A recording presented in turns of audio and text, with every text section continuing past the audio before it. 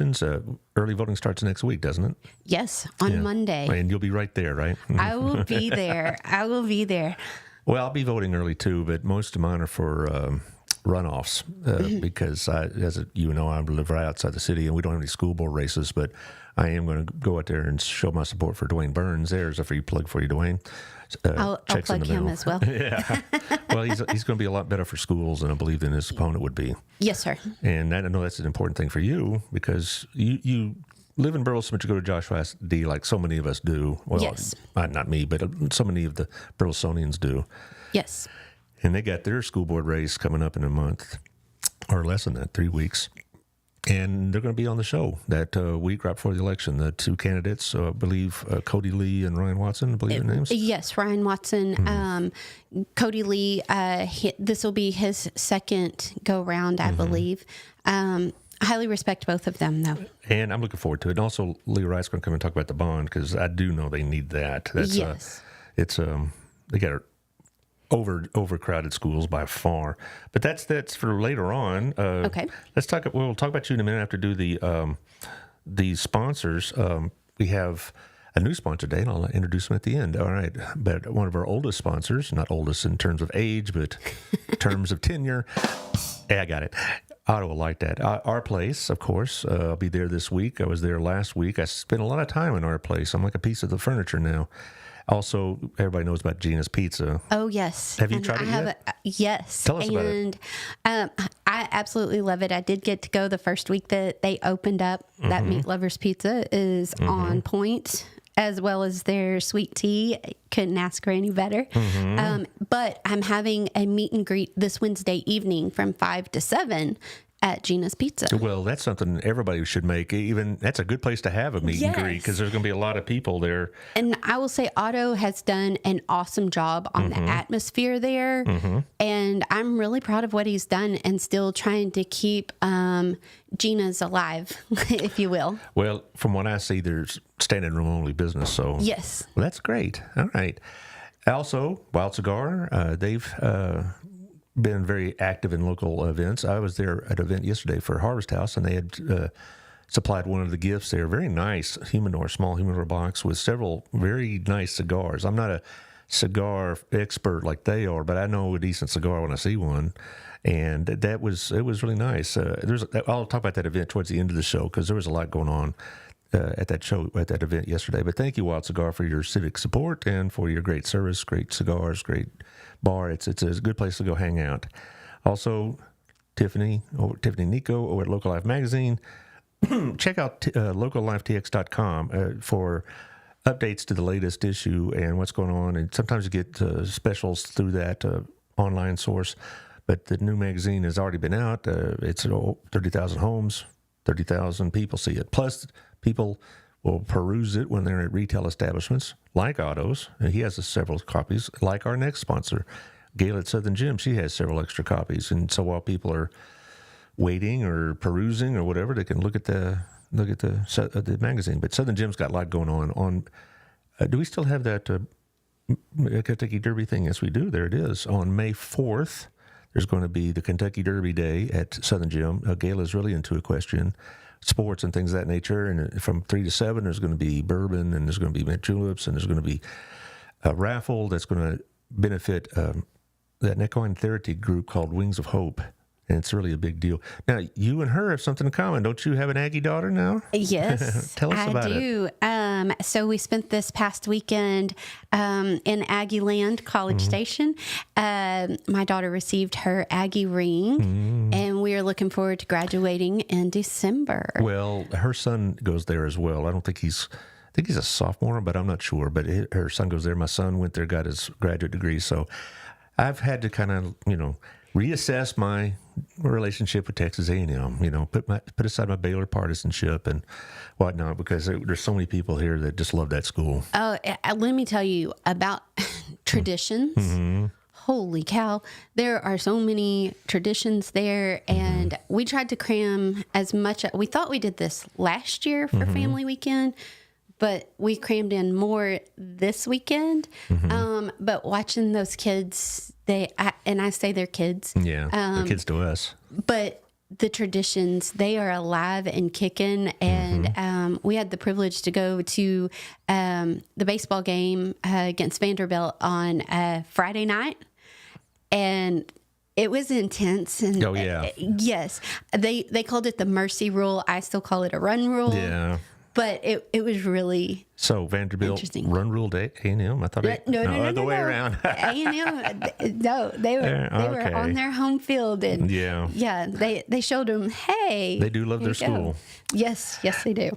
Well, so maybe you can drop by on Saturday. That Saturday, May 4th is busy, besides Election Day, of course. Yes, that'll be election day. Yeah, but it's also City on the Hill for Crazy Eights, and we'll be talking about that in a little bit. Okay. Also, Two Maids with Brenda Ramirez, twoMaidsCleaning.com/Burleson, 817-764-0733. They'll come and take care of your house or your business or your building or whatever you want, and they get paid based on the rating that you give them.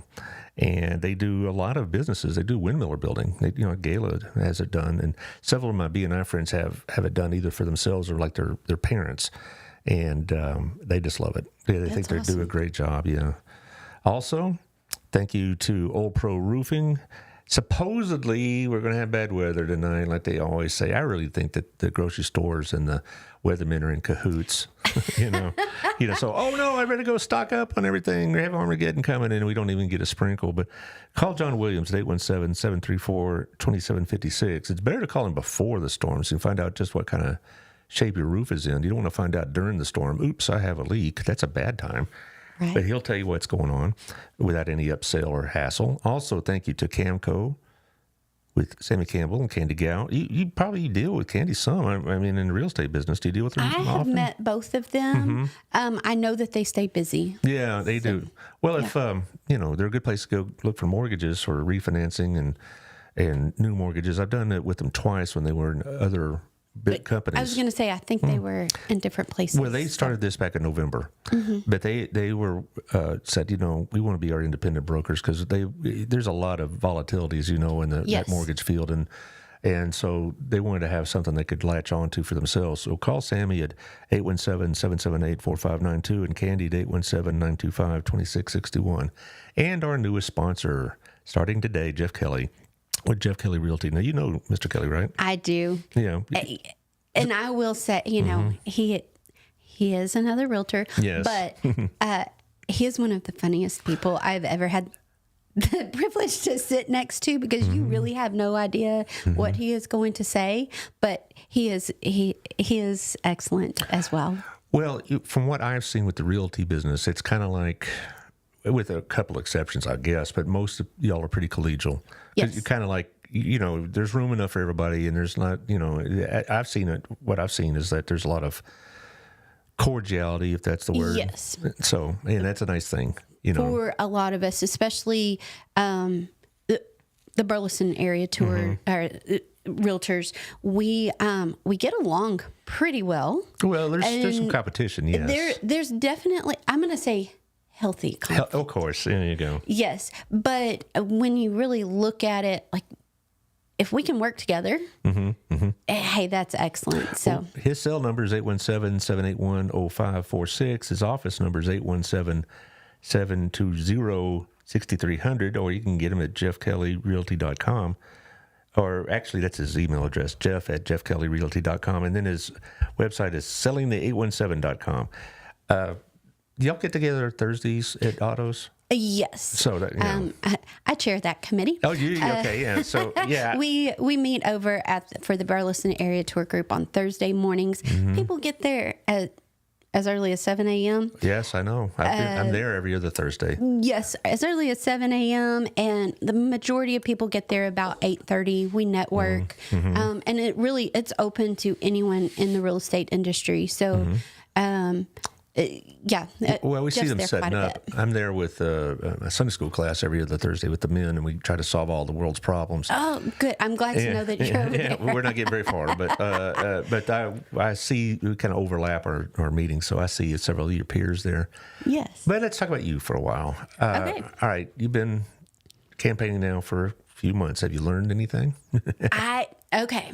So, yes. And for the most part, it has been very, very positive. I I've learned that you learn a lot about other people that you didn't really want to know or need to know. And it's okay. So I've had to kind of go back to my teaching background, like, okay, I've heard it, now let it go. Well, you'll see a lot more of that if and when you're elected. Yes. Getting more on personal levels, and it's been kind of interesting. But I just take it, nothing real surprising. Do you want to elaborate on that, or is it just want to leave it at that? I haven't really been shocked. It's like how have they been personal? on social media. Social media, you and I talked about it before. I am not a keyboard warrior. I like to keep things on the positive. There are some that it's almost like personal attacks that they want to try to make, and I'm just not feeding into it. I put some things about the growth, which my whole platform is about infrastructure and the growth that's coming to Burleson. And I want us to be prepared for that. And by infrastructure, I'm going back to sitting on the city impact committee, looking at our water, wastewater, roadways, roadways. And there were a couple that had commented last week on a post that I had made, and I did share it on a couple of the Burleson pages, just kind of trying to get the awareness out. We are the 30th, we're number 30 as far as growth in the state of Texas, and that's coming straight from TxDOT. TxDOT is aware that, hey, we need to get over here. We need to get busy on some of these projects. And what I would really like for people to know, the Burleson residents to know, is that there's a process. And yes, it is being addressed with the city council. I can say, because I sat on the city impact committee, there are plans in the work, but there are so many layers. Right. And being at a non-city meeting in Austin last week, there's so many layers by the time that the city gets to TxDOT, for example. Well, then TxDOT has to go and get their engineers involved. Then they have to get their approvals done. It's going to take time. The essence of these complaints or criticisms, if you will, are they valid, or are they just people spouting off and letting steam? I think they're just people spouting off. And again, because I know that these things have been discussed and there have been approvals made, it just takes time. The other part is that I've gotten several phone calls and text, people asking about questions that don't pertain to the election, but in a roundabout way. One, city council is a nonpartisan seat. Are they asking for like your political affiliation? Yes, they're wanting to know my political affiliations. So if you don't mind, okay? Go right ahead. So this is kind of my history politically. I have missed 2 elections since I was 18 years old. And because my family, they were very much, you have a voice. Go and vote. So we've always done that. And then, of course, I married into a pretty heavily political family as well. Like your nephew, of course. Yes, my nephew is Chris Boedeker. He is our county judge for Johnson County. And but it all goes back to, I've been in leadership since high school, since middle school, honestly.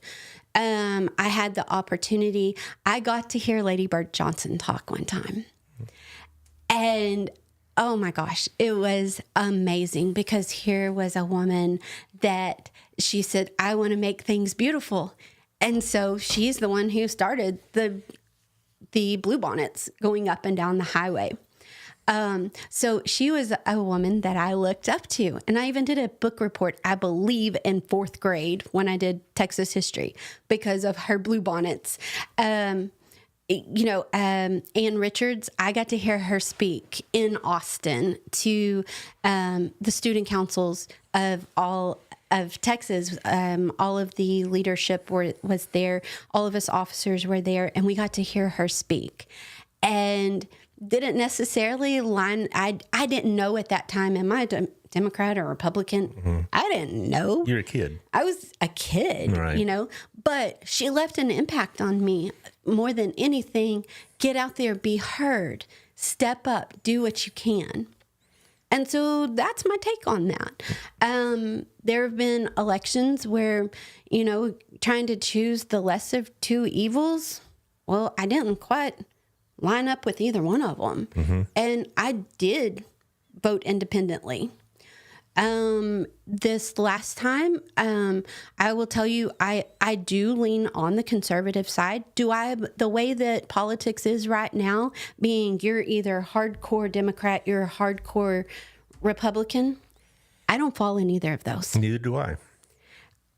Because the way that things are written now, it's not the way that lines up with my values. And I've been ranting about that on the show for months now, that I don't feel like I have a home in the Republican Party anymore like I used to. Yes. Because I don't want to be associated with some of the hair pulling and all the crap they're pulling, but I'm certainly not a liberal Democrat either. Exactly. So it's hard. It's really hard to say. And when I get the messages, and then I call back the phone numbers because I'll have this discussion with you. But the phone numbers are not even real phone numbers, which is really kind of interesting because that's the number that called me. So you hit the redial? I hit the redial and I do, hey, this is Alexa, I just missed a call. And it's not a real phone number. So, so I was really looking forward to the fact that I was coming here today so I can really tell y'all that's my political affiliations. Well, you fit in with about 90% of the people I know and talk to. Is that Burleson leans conservative, but they're not happy with what they see in Washington or in many cases in Austin, and so it's really hard to say, well, I'm a conservative because it's been hijacked almost by the Marjorie Taylor Greene types. And yes, but when it comes to this election, we don't have Republican or Democrat streets. Matter. Those potholes going to be filled regardless of who votes in the Republican or Democrat. Right. So yes, there are things that as far as if I'm elected to this seat, my main task is I want that infrastructure taken care of because growth is still coming. And we've got, a lot of the tax dollars that are spent, you have buckets, which you taught economics. You kind of understand this. We're going to call them buckets, if you will.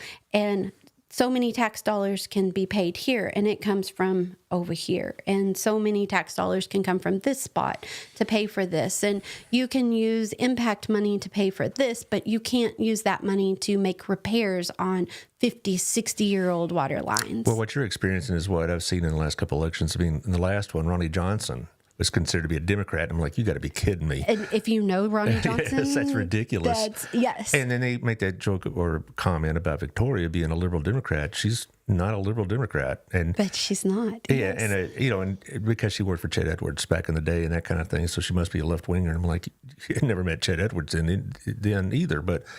That's just the unfortunate side of politics. I don't know how they're calling you and their numbers not being valid. Maybe they're doing some sort of computer hijinks. Thinking it's a computer hijack, and it's kind of a couple of the people that had made comments. I went and did my responsible due diligence and tried to, Facebook stalk and so on.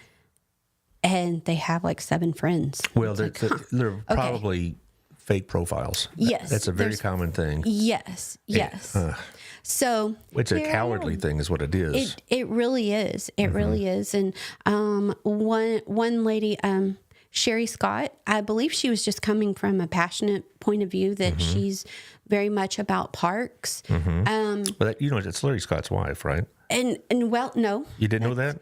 I don't think that's her. No, Sherry Scott is Larry Scott's wife. Now, if what? But I think it's a different one. Okay, a fake profile under her name, that I could see. Yes, because that was not him in the picture. Oh. And so I was like, okay, because that's what I originally thought. but she sits on a park board. And Sherry, if you're on here, hey, I can't wait to meet you on Wednesday. I hope. Sherry's not would not send out a kind of Facebook posting that's abusive, harsh, or critical. She may have questions, of course, but she would Yes. always phrase them appropriately. I've known Sherry and Larry for a while now. That's not their style to be Right. Facebook warriors at all. That's what I was confused about who this person was. So, but I do know she says that she sits on parks, and no, I've not been to a park board meeting. I don't sit on that one, but I do sit on 4B. And which is after the park say, hey, this is what I want. And we look at it from a tax standpoint. Do we want to approve this to come through? And then it will go to council. So again, going back to, there are multiple layers of any of the things that go on with the city council, with infrastructure, with parks. There are multiple layers to it. And okay, I wasn't at a parks board meeting, but I do know what's going on, and I am at quite a few of the city council meetings. And if I'm not there in person, I do watch them online. And if I don't get to watch them the night of, I do watch them the next day. And I have some fellow colleagues that I've sat in offices with, and they're like, Alexa, you're yelling at the meeting. Yeah. And I was like, well, okay, I'll watch it later then. But I do stay pretty well informed. Well, hopefully you get to meet Miss Scott and Mr. Scott, Yes. and you'll find out that had to be somebody who was hijacking her name, because That's what I'm hoping. No, I've all my experiences with the Scotts have always been appropriate, above board. That's not their style to hide behind a fake profile and then slam you. That's what I was hoping, because I couldn't find anybody on there, and I've sat there with Larry Scott and up there, and we've shaken hands a couple of times. And it was just really, it's really kind of interesting, the different ways that people, and I had even made the comment, are you implying this? Because there were questions about my assistant, which my assistant is not here with me today. Young girl you brought with the protege. Yes. Questions about her. Yes, there were questions about, would I be able to handle this job without my assistant? And I was like, well, that's really kind of interesting, because one, she is a part of my business. I do run a very successful business, and she's not the only person that works with me. Gabby does keep me organized, and she's also a licensed realtor that I have been training, and I just really didn't know where that part was coming from. It's unusual, and the fact is that most people I know that have a position have people that help them along. Oh yeah, they do. Yes. Nobody does this all by themselves. Either have a spouse or a friend, or I get a lot of my information from Sarah Carlson on municipal matters, and that kind of thing. So yeah, and so having somebody to help advise you and whatnot, I would say is an asset, not a liability. Right. And I've had an assistant for, the past 4 years, and my assistant is the main goal of having an assistant is keeping me organized. And just as I was on my way here this morning, I'm calling her and it's like, hey, I need you to get this, and this together, because we have an appointment at 1:00, and she's ready to go. So, that one was a little interesting. Well, as far as other issues, I know streets and infrastructure is a really big one. There's other issues as well that's really pretty big, and particularly in the other race, if you will. One of the big issues is about police expansion. Have you been able to become more educated about that particular topic? Yes, we because of, again, going back on our growth, I do believe that we do need some expansion. We need to, continue to grow as far as our police department, our fire department. We need to make sure that those are in place. And again, that is multi-layered as well, and it takes time to do it. And, I would hope that, we're, for new police officers coming in, I'm hoping that we are attracting quality. And I'm very much a quality over quantity person. And some people don't like that, and that's okay. But I would like to find quality police officers to be here. Well, the biggest issue is, of course, the expansion. There's a certain amount of money set aside in the bond, but more money is needed. And the conflict is how much more are they going to get? Between 48 and 52 million and all that. I just wondered has that been something that's come up in your conversations with the voters? I've not had one person ask about it. Really? Because I know that in Victoria Johnson and Steve McAnally's race, that's a prime topic. And no one has brought that up to me. And so I'm like, well, okay, I hear it. Yeah, that's good. But so most of your conversations directed about the growth issues in this town. Yes. Are there people criticizing our approach that we're going too fast, not going fast enough, not having enough infrastructure, blah, blah, blah? What I am picking up on is that it's not moving fast enough. Like, we're not keeping up because of the traffic. And we still have so much growth coming. But the police department, that has not been brought up a whole lot. The library, people kind of settled down a little bit about that. And, my big excitement a couple of weeks ago was that Sprouts is approved to come in. Right. And so I've had several conversations about where that's going. And you ever been in a Sprouts? I love Sprouts. Okay. Like, I was one that was cheering this on. Okay. I've been there before. It's definitely a certain type of market. It isn't Aldi's. It's not an Aldi's, not by any means. Right. And there are people that love Aldi's. Oh, yeah. I, for one, now I have a couple of friends that are going to be cracking up laughing about this. I'm not real good at dieting. Just not my thing. Well, who is? But a lot of it is because the access to the foods that I will eat, like clean eating and so on. Sprouts is not close enough for me to get to because, well, I stay pretty busy. And sure. Grocery shopping is not my forte. I think the closest one's on Camp Bowie. Yes, on Camp Bowie. And so if you go in there and you buy a bunch of this food from Sprouts, well then, because it doesn't have a lot of the preservatives and so on, it goes bad really quickly. And so the fact that it will literally be less than a mile from my house, I will be able to shop and go in and pick up my healthy snacks. So if my trainer is listening right now, I may be healthy once Sprouts comes, and that's like they're projecting July of 25. So well, I'll probably go visit it, but it is something that you do if you're going to have a meal that day or the next day. You're right, because you're not going to be able to do it like a week from now because it'll start going it will bad. Yes. But they also have a lot of the holistic oils and things like that we don't have available here in Burleson. You can go to H-E-B, but like there's some better. Yeah, there's some better things. But all this growth, and there's a lot coming on the west side of town. And it seems like every time I go over there, it seems like they're either plowing up a new lane for a street, or they're putting one in, or just put one in. And so they have all this growth going on. And I know there's a small faction in our town that says we're growing too fast, or we can't. But really, it's not like you can stop growth once the developers take that land. Yes, it's their land, private property, and if it's zoned for housing, it's going to be, the houses will be put there. All right, and if it's zoned for businesses will be put there. Right, and. Because I've talked to a couple other council members, and one of the big things that I don't know, I haven't heard about this much lately, but back then, in the last couple of years, was about apartment complexes. Do you hear a lot about that?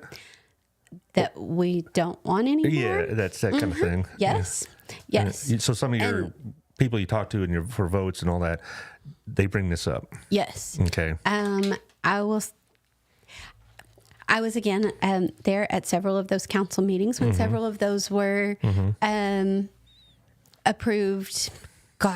4 years ago, right? 5 years ago. There was a lot of heated emotions by it. You bet there was. I will tell you, I am not a proponent for multifamily living. Yes, I know from an infrastructure standpoint, you can get a lot of water all on one tap, blah, blah, blah. I'm not a fan of it. Especially since COVID, people more than anything, they want a house that they can walk out in their backyard. All right, Jackie Jones has a question. It's kind of similar. I'll read it here for our audience. Come on, phone, do it right. Saturday, there were 9 homeless people between the McAllister Bridge and Best Buy. They were also at the library. What ideas do you have to help with the homeless? This is the second time I heard something about the library. Sherry Scott does those blessing boxes, and she said people are starting to camp out around the blessing boxes at the library. So what ideas do you have to help with that? Because I talked to the nonprofits, Jennifer Woods, Debbie Beeman, now my new friend Elizabeth Becker over here at the House of Hope, and they all say the same thing. They got more and more. We're out of food and donations. And more and more people are living out of their cars or couch surfing or whatever else. As a city council member, what ideas would you bring to that conversation? That is one that I feel like economically right now is the only reason why I think that we have it. I think we are still a very generous community. I don't recall who it was the other day that had posted about the Harvest House. The shelves were empty on It was food. Jennifer, right? And I was going to address that at the end of the show. And we not only have Harvest House, but we also have Promises, literally a block away, right? We'll say. And I know that we do have an issue how to solve that, how to get more drives for it. I'm not sure this is also a problem. I've worked with the Hymn Center in Mansfield before as well, and they're actually one that helps to distribute the food items out.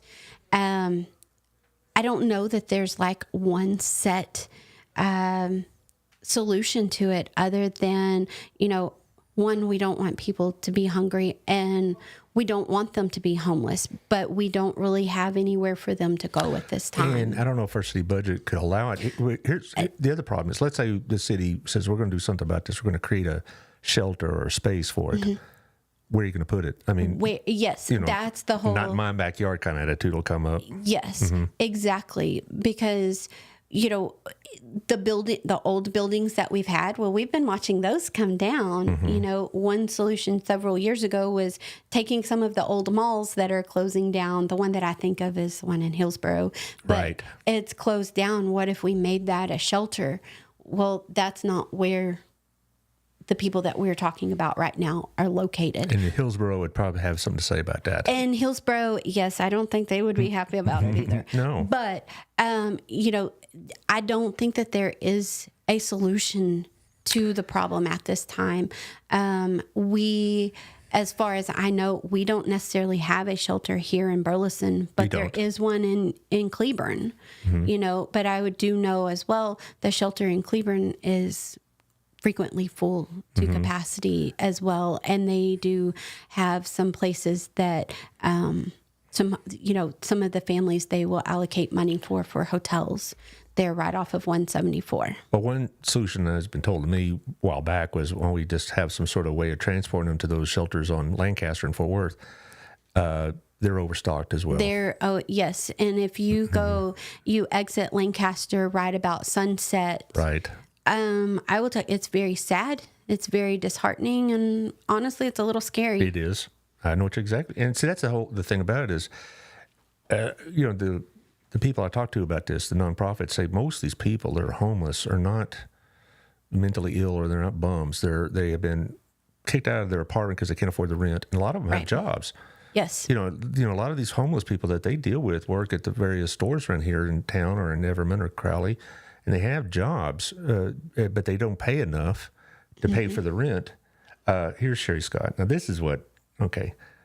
This is the real Sherry Scott, okay, right, so to speak. The United Way is a great resource for food distribution. I try and share their information on the Blessing Box page each week. And I will say as well, I know that, because I have heard this. Yes, they are homeless. We're going to say that they've hit the bottom, And as a human, we want to help, but people we're cutting budgets left and right now. You know, how it seems like everyone you talk to, oh my gosh, did you see how much this has gone up?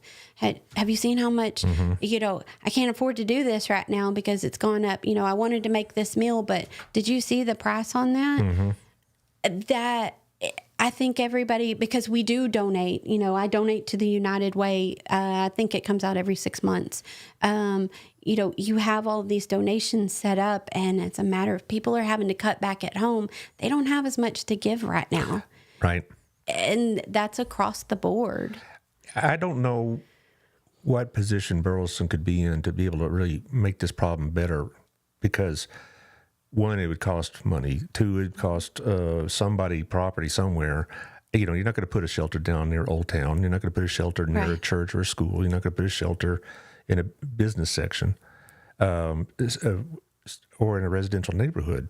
Right. And so, you know, because I've had a couple of people that said this would be a good solution.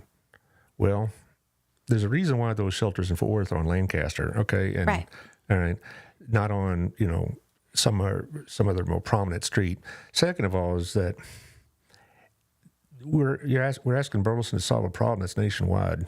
Yes. And, you know, this economy, I don't care what they say at the White House, is not good. We're not, yes, You know, exactly. and I bet you could tell me more about it from the real estate perspective. Absolutely. I mean, it's kind. You know, I've been in real estate long enough to watch the ups and downs, but some things that I've heard from, you know, the property management side, the leasing side of it, which I don't do much rental business.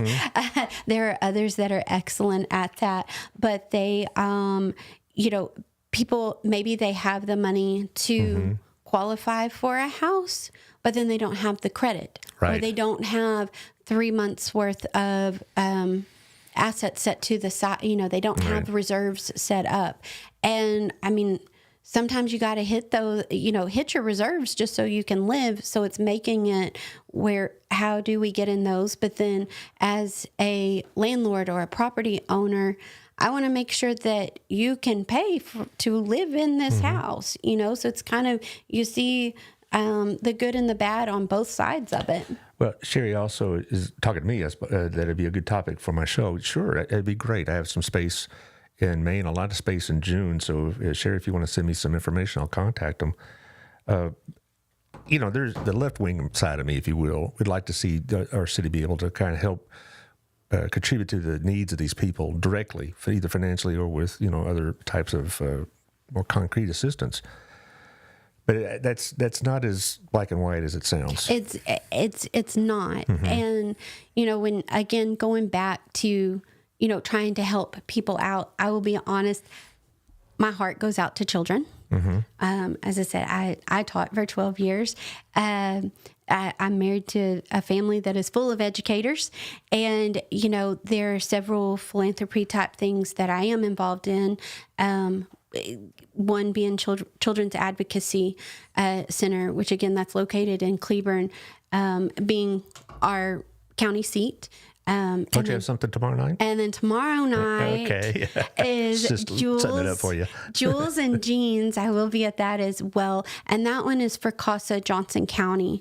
Hopefully we'll be able to raise lots of money for those kids. It's interesting. Sherry was with CASA for a while. And it was when literally yesterday in Bryan College Station, there was a charity for CASA as well. I was like, oh, well, I've got this event coming up on Tuesday night as well. So again, those kiddos, you know, Johnson County is still the rated number one for the number of orphan children in the state of Texas. And she says it's the hardest job she ever had. Hardest volunteer job, and I bet you can relate, you know. Oh, absolutely. Because, and again, when I was teaching, we didn't have a whole lot of foster children. I did. Where did you teach at? I actually taught here in Burleson for 5 years at Hughes Middle School. I've been out since 2012. You got your parole in, huh? I got my parole. I did my time. No, I'm just kidding. Yeah. But I absolutely loved teaching. I loved my kids. Those kids, a lot of them, because I taught special ed, I did have them all 3 years. And those kids, I still love seeing several of them around town, and they're being successful. And I know that feeling. It's a great feeling. and use it. Yeah, I mentioned one of your students this morning. Yeah. But it's so rewarding. But I remember I did have there were a couple of foster families here in Burleson at the time, and unfortunately the kids didn't stay with them for a long time, and so it was always hard to detach. Like, okay, I'm making progress with this kiddo, but he's not like. Well, I know what you're feeling. I had several foster kids in my classrooms, and it wasn't something that, like, they told me ahead of time, like the administration would come and say, you got a foster kid. Right. Quite often is the kid would tell me himself or herself. Right. Yes, exactly. And, because they come in the middle of the year or something like that. Hey, where are you from? Oh, well, I'm a foster They don't child. know where they're from a lot of that times. kind of stuff. Oh, okay. And then I had some I found out after the fact, after they had gone from school, that they were foster kids. Because it wasn't something that BISD, put a big notice on. It wasn't like you got it. Hey, you got a foster over here. Yeah. And thankfully they didn't do that. But most of the time, they don't want to single them out like that. Yeah, and most of the time the kiddos would see you. But talking with my sister-in-law, that she's now a retired teacher, she said a lot of times, especially in the high school, the kids didn't tell anyone. Like they didn't want, they wanted to fit in and not let anybody. Hey, I really don't have a mom and dad. Well, or I call, if the kid was not doing well in class, and I'm supposed to contact the guardians, parents, et cetera, and I call, hey, your son is struggling in class. Oh, he's not my son. He's a foster child. Oh, I did not know that, and that kind of thing. And yes. but I never had any problem with them. The problem teaching foster kids, I found, was not because of them. It was the instability of their home life, because they were moving around a bunch. And when you've got babies, and I call them babies, they're having to deal, I'm trying to teach them to read and write, but they're trying to think of what's going to happen when I leave this building at 3:00 or whatever time, what's going to happen. Am I going to have a bed to sleep in tonight, or am I being moved somewhere else? That's what happened a lot with the older ones, is that they come in I get them for about 6 weeks, 2 months, 3 months, and then one day they're not there. Right. And I think, okay, one day they're sick. Next day, well, I guess they're really sick. Third day, okay, what's going on? Right. And I'd go find out, because they don't come and tell me these things. I go find out that he's been moved to another home in another district. Yeah. And I just thought, how is this young man ever going to get an education, with 3 months at a pop, going to the various districts? Exactly. And unfortunately, I really feel like, that maybe that's adding to some of our homelessness. Maybe that, what can we do to help them? So, Mr. Janish has a very long comment here. I'm going to have to wait till it gets onto my phone. All right, Mr. Janish says, here it is. Now, because the screen shows about 10 seconds before I get it here. Oh, okay. Come on.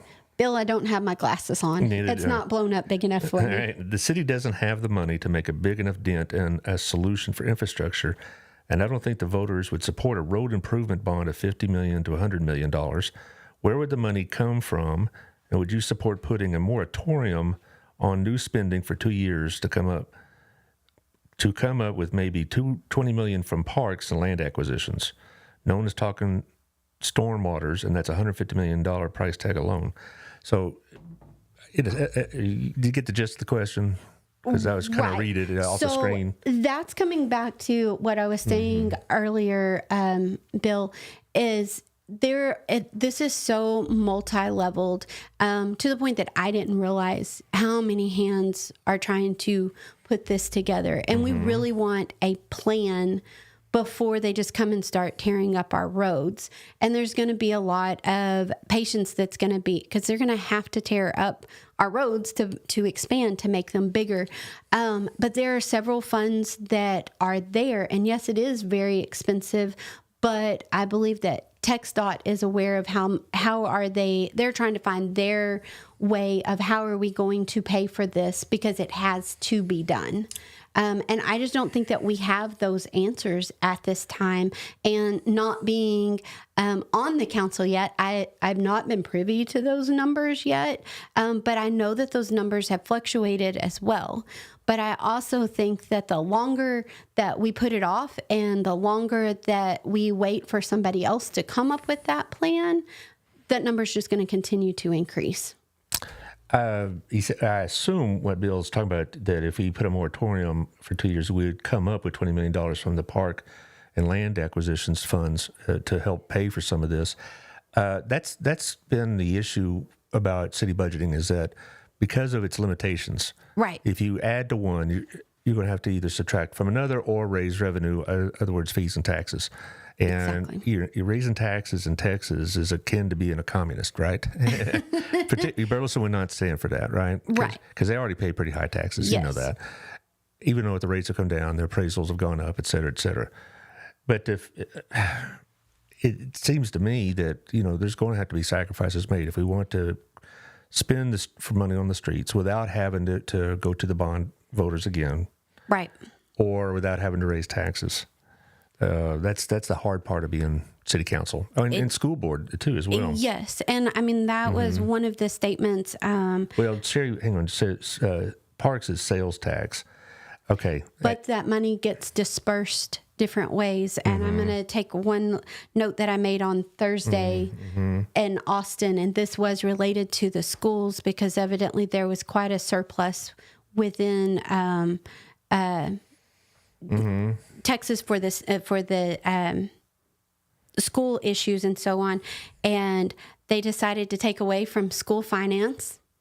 And $8.2 million was taken away from education that was supposed to be designated as education, and it was used in other ways, one being Medicaid shortages. And so that's where you're going with that. Like, it could be sales tax over here. It could be, city impact money here. Like, we've got to find all of those buckets and how to come up with it.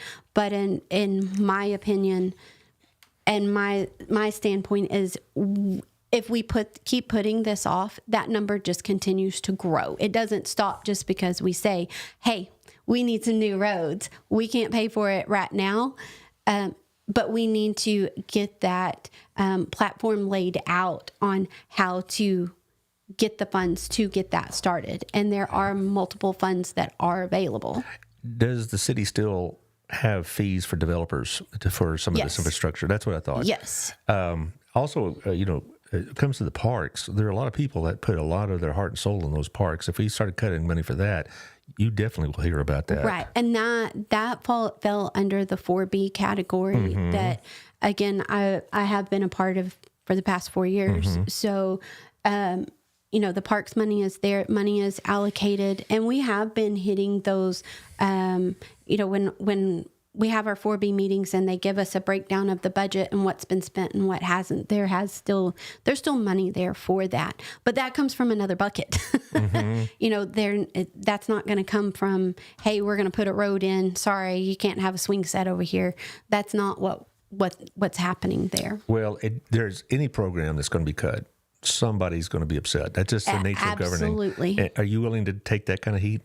I can do it. You can do it? Okay, because that's what I always ask any candidate. Because long term, what is going to be the benefits? And, I think I commented the other day with Sherry, these are things that we need to address, because the roads, we've watched it. Like I said, I've been here in Burleson, a Burleson resident since 2000.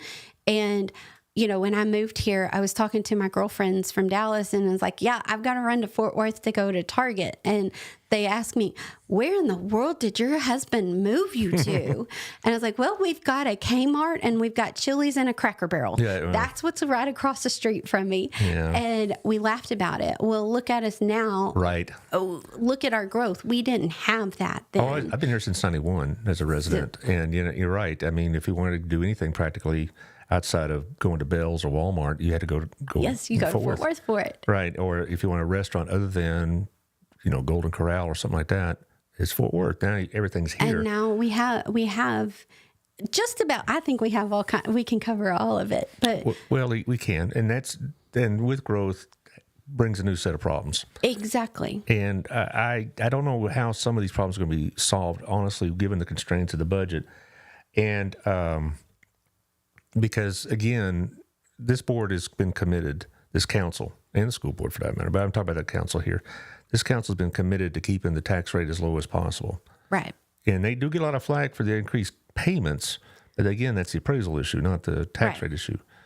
If you get on the city council, would you take tax rate increases off the board entirely, or would you consider that?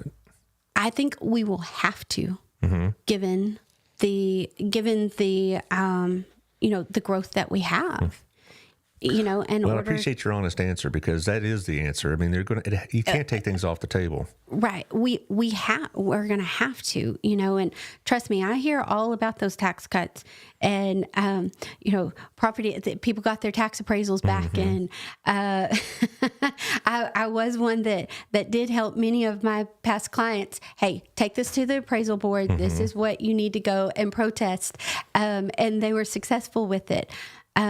But there are certain things that we're going to have to do because of the growth and the continued growth that is coming in. But all the options are going to have a downside. Absolutely. Tax rate increase, very unpopular. Bond election, very 50-50 if it's going to pass. Yes. Cutting from other departments, well, there are people not just get their livelihood there, but a lot of people depend on it. We don't want to skirt on like trash collection or sewage, or exactly. All right, and we don't want to cut the parks, and we don't want to, hurt first responders of any kind, right? Fire and police, right? So none of the options are There's easy. not anything that is going to be an easy fix. It's not there. And you're asking to do this job. I know that, yes, I'm good with it. Because I really want to see Burleson continue to grow and to be a home, and that's what we have. And, and the other part is that anything in leadership, if anything has taught me about being in several leadership positions, there is no way to make everyone happy. Yeah, oh, that's true. There is absolutely no way, because somebody is always going to fight you on it. Well, I want to go over a couple of things here that are kind of not really related to your campaign, but to what's going on in the community with nonprofits, and also we can talk about any events that you have coming up, okay. Any appearances or meet and greets, whatnot. So yesterday I was at Vineyards and Vibes, our Harvest House. Yes. And I think I sent Taylor a picture. Yeah, that's myself with Jennifer Woods. See, I was a big shot there, and it was a great event, good music. A lot of people were there. I hope they raise money. I'm sure they'll find a final tally. But one thing that I've been talking about with her and with Debbie Beeman at Promises and with Elizabeth Boedeker at House Harvest, they have almost no food in the pantry. Right. And that's another problem. I don't know if it's a city problem, like City of Burleson problem, but it's a community problem. It's a community problem. And so, guys, we're going to have to step up our game. It's not like we're not. I asked them if it was they're not getting as much food anymore, and that's not really the case. But there's a couple things that have happened. One is that the grocery stores are also struggling, and so they used to let them buy more wholesale on. They just tack it onto their order. Well, that's kind of been harder to do. Second of all, this is not just Burleson, but they also do a lot with the Tarrant County Food Bank. Right. And they're hurting too, and so they don't get as much as they used to from there. But in all three cases, it's the need has gone up exponentially. It seems like Jennifer said 60% on their last show. So I guess I want to just use a little of your time to say, guys, when you go to Walmart, go to Sam's, go to H-E-B, City Market, you name it, throw in a few extra cans or whatever it is. Pick up a couple of extras and something around Christmas, Thanksgiving that I saw. My team and I did some things with Promises, but informational type thing that we saw was don't buy cans with can openers, because sometimes they don't have a can opener, but like the packets or the pull top cans are excellent. It's a little bit easier for them. And I know that Promises and Harvest House will provide can openers of sorts, but that is a good point. But I have had House of Hope and Harvest House on last week, and I'm going to have Debbie Beeman on in May, and it's like it's getting serious. It is. And so I just can put that out there.